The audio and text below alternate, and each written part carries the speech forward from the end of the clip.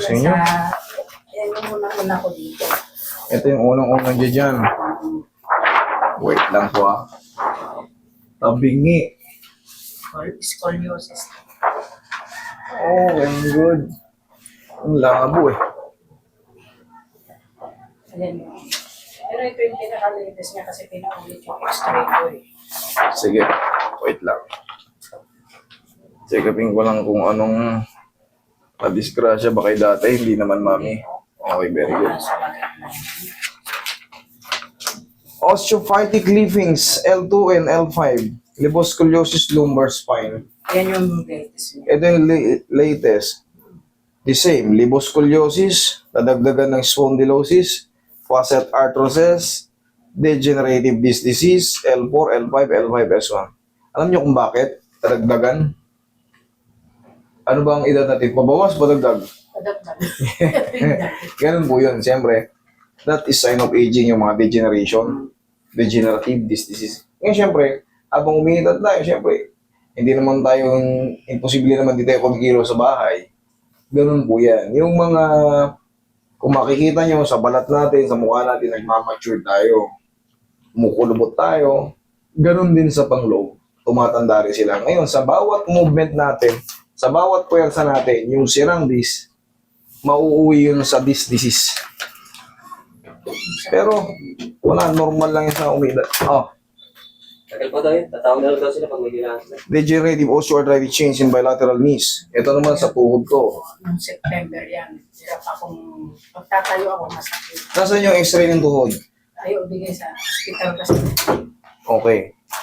Dapat, kasi titignan natin yung ano. Hindi, ano daw eh, dikit na daw yan. Yun.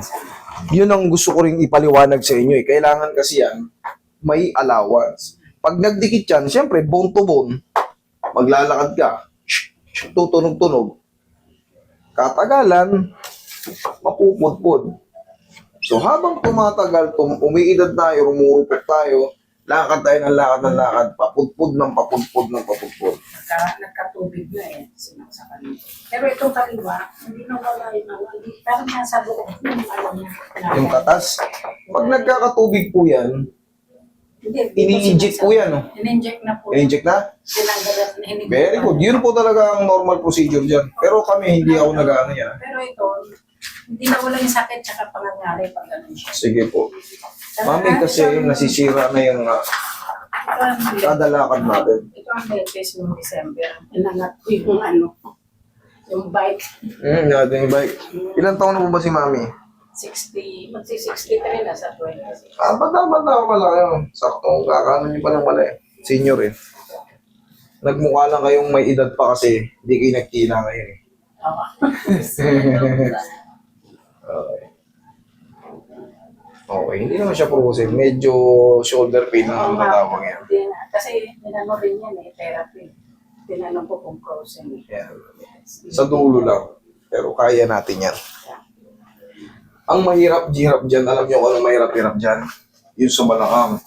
Meron eto tandaan niyo to. Baka ngayon pa lang kayo nakakapanood. Pag meron tinatawag na disc disease, ano ibig sabihin ng disc? Ito yung disc. Disease, ano ibig sabihin ng disease? Siyempre, may sugat na siya, sira na siya. Maaari pong magbalik-balik lang yan kasi oo, na-adjust. Katulad niya, meron kayong mga facet arthrosis. Ano ba yung facet? Yun yung mga maliliit na joint. Dito sa vertebral body, nakalinya yan dito sa spinous process. Ito, yung joint yan, yung junction yan. Yan yung mga may arthrosis. Ano yung arthrosis ngayon? Ito, facet arthrosis. Para nagkakaroon siya ng ribaba. Yan ang eksaktong sample niyan. Dapat ganyan lang, guhit lang siya flame. Parang ginuhitan lang ng ballpen. Pero nakita nyo parang may ribaba, ganyan, itsura. Yan yung tinatawag na facet arthrosis. So yan, pagka nakapagbuhat kayo ng mabigat, o kaya naglaba kayo ng nakasalampak, nakaupo, ay sigurado, huwag kayong tatayo. Kasi pag tumayo kayo, mararamdaman nyo talaga yung sisingilin kayo ng mga kinikilos nyo. Matagal na akong hindi nakakaupo lang. Kaya nutiklog to. Wala, may osteoarthritis din kayo dyan, both knees. babawas kayo mami ng ano, hindi, alak. Okay rin timbang nyo, sexy naman kayo. Ang babawasan nyo yung mga timpla. Kung nagsasawsawan kayo ng mga toyo, patis, ay tigilan nyo na. Mahilig kayo ron. Eh, yun ang malakas makapag-create ng mga arthroses, mga spar, yung mga purines na natitake natin, mga high purines, lalo yung mga dilis, yung mga maalat, bagoong, yun yung magkikreate ng mga calcific o mga bone spar. Lalala yung tinatawag nating degenerative. Relax lang. Kung malabanan. Ayan. Ay, siya to. Dali po. Mami ha. Saka ito, mas. Okay.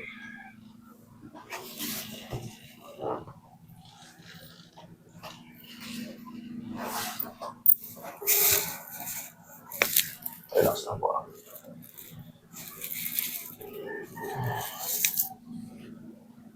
Tagilid kayo. Mami.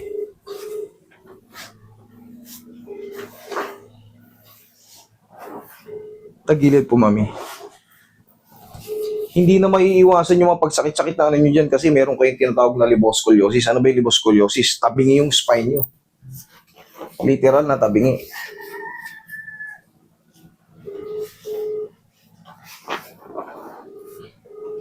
Tulong pa ata. Relax lang.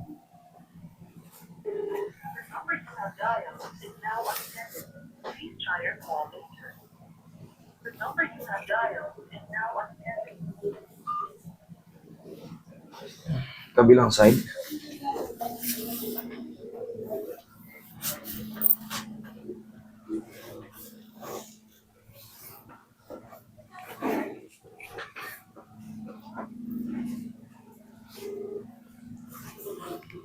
Relax lang.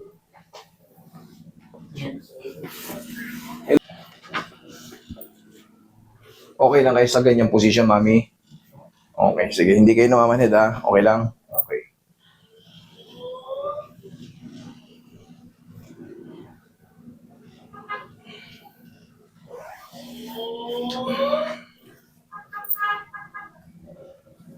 Relax lang, ha?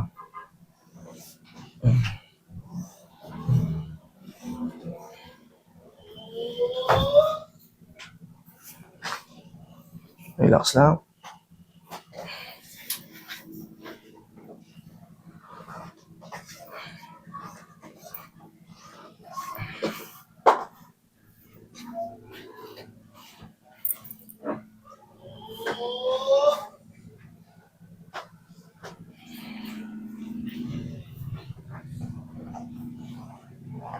One more.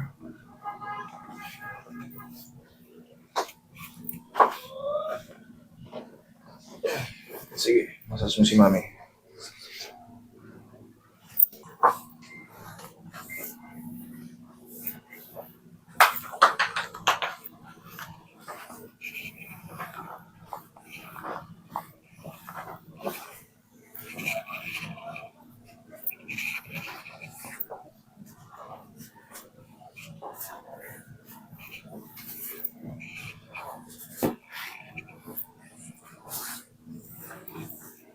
Ihaya ka, mami.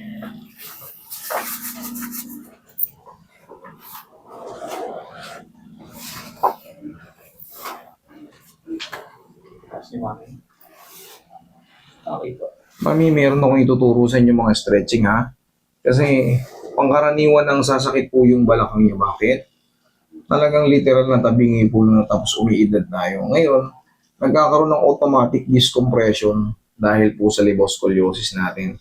Okay, konting trabaho, nagkakaroon ng compression. Kasi bumibigay na po siya talaga. Tinawag na degenerative disc disease na yung L4, L5, L5, S1 nyo. Okay? Relax lang. Inhale. Exhale. Pero ang remedy lang nun is movement. Yun lang ang remedy nun. Anong movement yung sinasabi ko? Ito lang ang remedy niyan kasi once na matagal kayo makatayo, or matagal na nakaupo, tabingi yung spine mo, titining yun. Kaya habang tumatagal, mangangawit po siya. Okay? Ang remedy dyan, para yung mga tumining, tapos yung may sirang facet, nagkaroon ng arthrosis, ini-squeeze lang yan, tutunog yun, para ma-relief kayo. Yun lang po ang tanging ano dyan. Yun lang din po yung ginawa ko. Kaya ngayon, yung position na to, yan din yun. Oh. Yung kanina nakatagilid kayo, yan din po yun. Tapos, kahit pa paano, magiging parang ano na tayo, manananggal. Haplos na tayo ng haplos. Ano naman po yun eh. Safe naman yan kasi external use only. Hindi katulad ng puro pain reliever tayo. Hindi na nakakainin. Eto, labas lang to. Hanggat hindi kayo allergic or hindi kayo na-allergy, sige, dito, hindi pa tayo tapos dyan sa tuhod nyo. Hanggat di kayo na-allergy, tuloy lang ang haplos. Ito lang yung magpaparelieve sa inyo kasi hindi ko na po yan maibabalik. O walang sinong kahit sinong walang makakapagbalik yan. Kahit operahin yan, hindi po yan mapiperfect na gaganon. Tsaka hindi na rin kayo pwedeng mag-undergo ng ganon.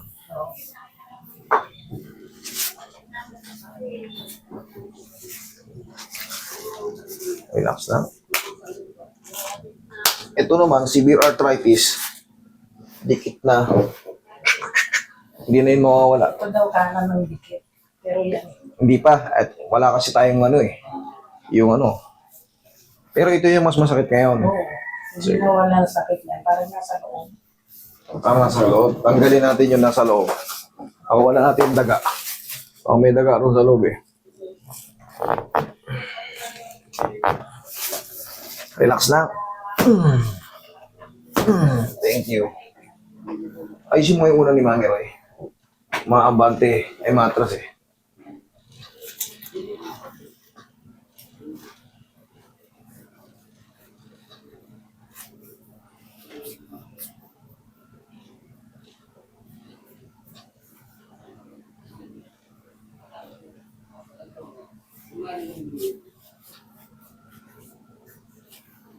Dito naman sa tuhod. Ito lang, pao lang. Tapos pag may sumasakit ng konti, sipahan nyo lang yan. Okay naman, pag nakikakain ganyan, balakang nyo, okay naman. Okay, good. Ito talaga naman. Yan. Isa pa yan, pag-upo nyo. Mamaya, pag-upo nyo, balikan ko yan. Hindi pa na-massage yan. Yes, ano. Madali lang yun, mawawala rin yung tight muscle. Ang mahalaga, hindi siya frozen shoulder. Madali lang yun. Tinirap ito eh. Tapos nag-exercise din. Sundin nyo lang din yun. Pero may tuturo ko sa inyo mas simple. Para lang kayo naglalaro. Pwede nyo rin idagdag yung tinuro sa inyo. Makakatulong po yun. Ganito yung sinasabi kong sipa. Control mo yan, tigasan mo. Yan, huwag mong papakawalan. O, sipa mo. Yun, huwag mong pakawalan. Sige. Yan, dali. O, sige, sipa. Yan, sa pa. Huwag mo patas, diretso lang. Yan, sa pa. O, di ba hindi na masakit? Ganyan lang, yayanigin mo lang siya. Doon sa kabila, okay naman to, di ba? Oo, ano lang. O, huwag natin pakialaman, baka tapusin ko lang ng pagmamahal. Sabi nga ng ano, ito daw stage 1 na yan, stage 2. Pero ito masakit. Alam mo, kasi nagsisimula yung pagkasira. Eto, nag-establish na. Pero, eventually, yun pa rin ang kalalabasan niya. Kasi naglalakad tayo eh. Mapupudpud siya. So, normally, yung napupudpud, nasisira ng pyesa, o yung mga ano natin, body parts, nasakit yan. Pag tatayo, tagilid muna. Tagilid kayo. Yan, tukod ng siko. Yan, ang tamang pagtayo. Diyan ka lang muna. Masayin natin din yung shoulder nyo.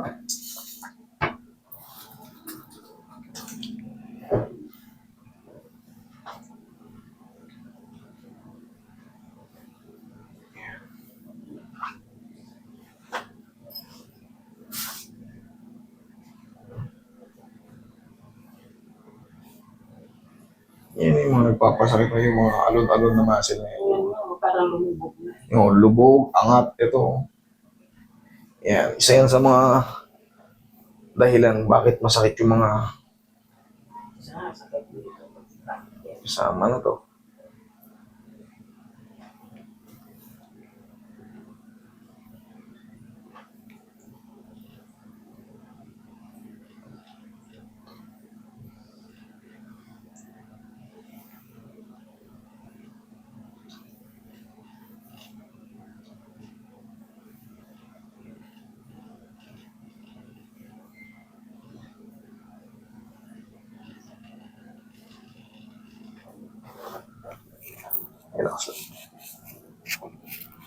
Relax na mula naman. Yan na mula naman.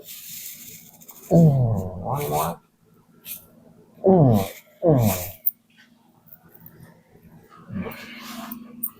Okay, relax na. Kaya? Kaya pa? Kaya pa? Kaya pa? Kaya pa? Yan. 1, 2, 3.